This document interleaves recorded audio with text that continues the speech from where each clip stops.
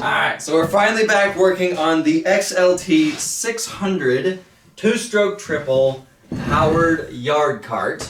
So first thing is let's finally get this engine installed onto this frame.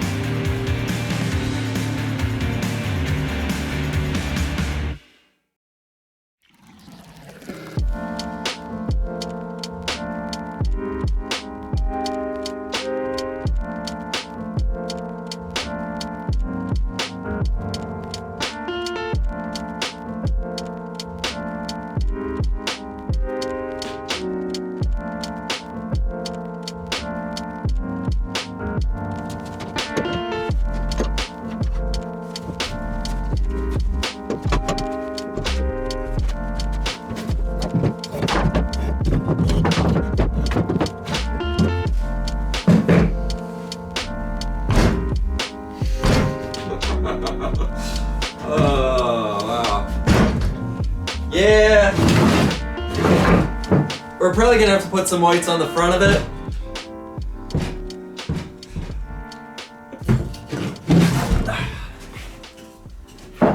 Yeah, this thing is a little heavy in the back right now, but don't worry about it. We still need to add a bunch of stuff to the front.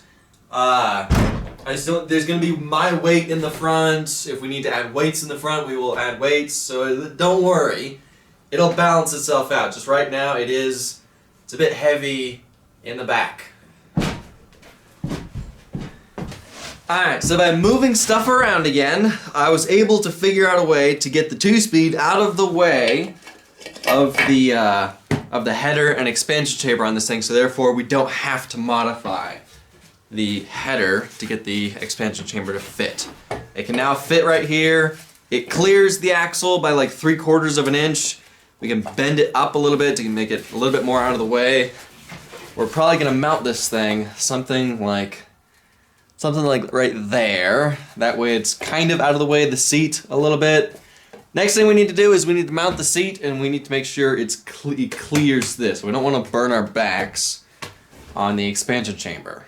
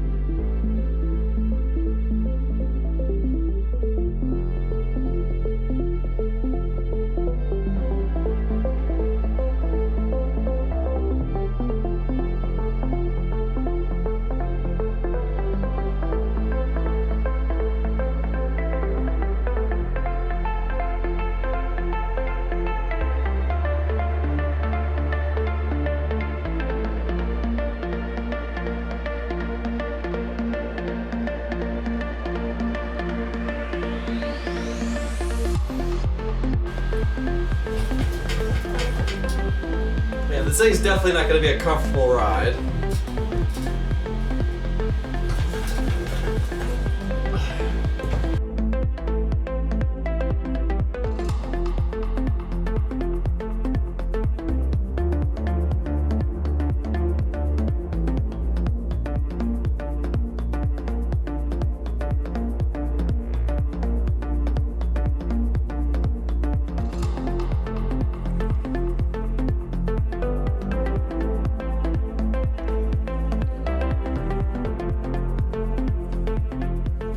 Yeah, I'm probably gonna re-bend this because this bend right here crimped pretty bad. I don't know if you guys can see how bad that is. Also, it's pretty off this way. I don't know if you guys can see. This is a little too angled up, so it's definitely not level.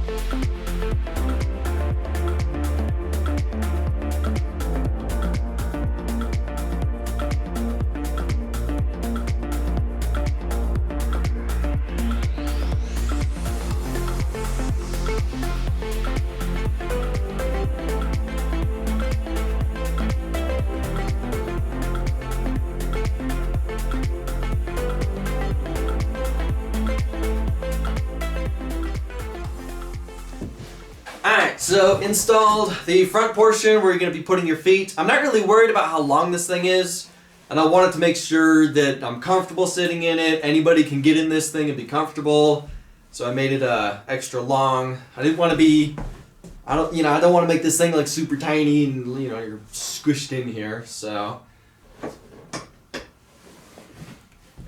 yeah, this thing's gonna be a wild ride.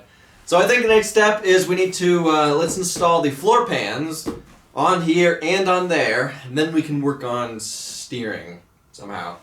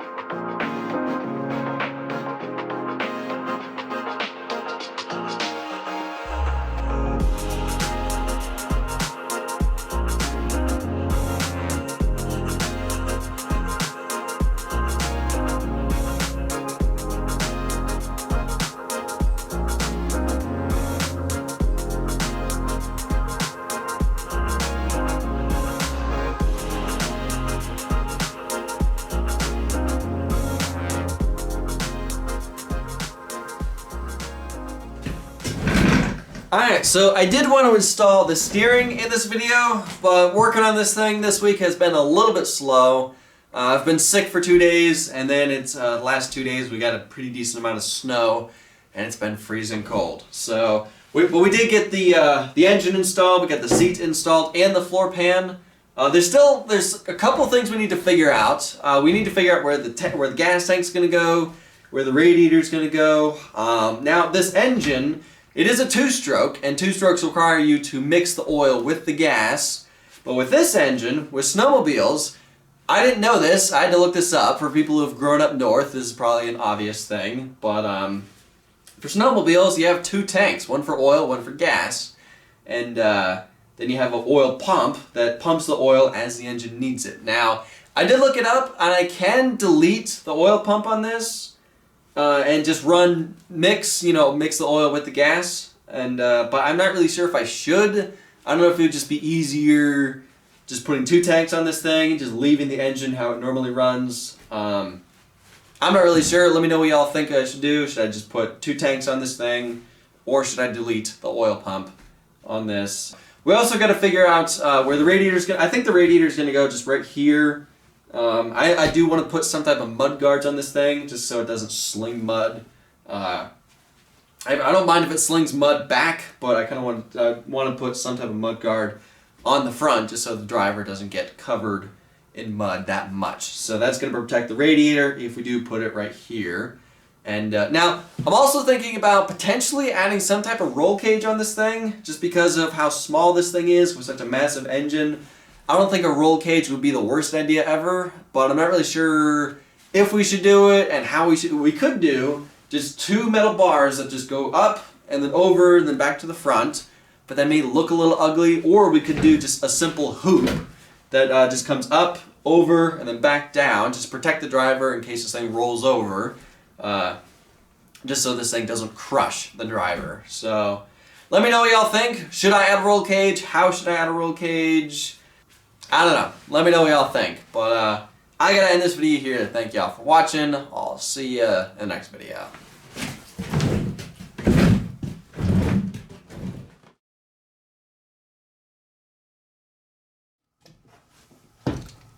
So one thing that I've learned with bending this thinner tubing, it kind of, if you want to bend it more than, say 55 degrees, it starts to kink a little bit on this die, because the tubing I'm using right now, it's 0.075. I use 2 different thicknesses of tubing. The 0.75 is just thinner stuff. It's more for stuff where I don't really need strength, and then the thicker stuff I use is 0.11, and that's more for thicker stuff, for where I need strength, and that stuff bends fine. But this thinner stuff, it starts to kink a little bit. I've already forgot how I did this. So what I've learned to do is, by the time you need to go to the second pin on here, you take one of these vice clamps, or one of these clamps, and you have to clamp the tubing onto the die. Because why it kinks is because it's slipping out of this die. So if you just keep the beginning portion of the bend on here, if you just crank that down into the die, then I've learned that that keeps this tubing from kinking when going up to 90 degrees or past 90 degrees. And alright, that should be 90. Because I know you guys have asked what tubing I'm using. I mainly use 1¼ inch and 1 inch. It depends on the project. If it's a smaller project, I normally use 1-inch tubing. The CBR 1000, I mainly used 1-inch tubing. So look at that, no kinks, perfect 90-degree bend in some pretty thin material. Now, in case you guys are wondering what this tool is and what it's called, this is a rivet nut gun, N-U-T, and this thing's pretty awesome. You buy it, and you also have to buy these things. Comes with a pack of different assortments, 6 by 30, or yeah, number 6 by 32, 3/8 by 16, 8 by 32, quarter 20, 5/16 by 18, half inch by 13, and 10 by 24.